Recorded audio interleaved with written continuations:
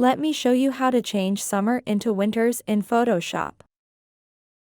Add black and white adjustment layer. Go to blending mode and choose luminosity.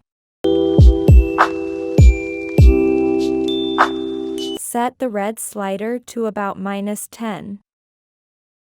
Then brighten the foliage in the image by setting the yellow slider to about 150. And the green slider to about 110. Next, you will need to desaturate both the yellows and greens without desaturating anything else. Go back into the new adjustment layer icon and choose Hue and Saturation. From the Masters drop-down, select yellows and set the saturation to about -95. Then drag the lightness slider to about 95.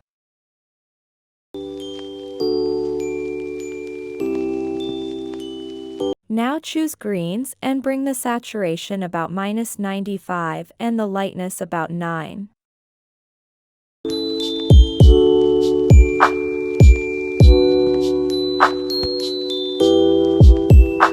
Open the Colors menu and choose Reds. Then drag the saturation slider to 50. And set the lightness about 15.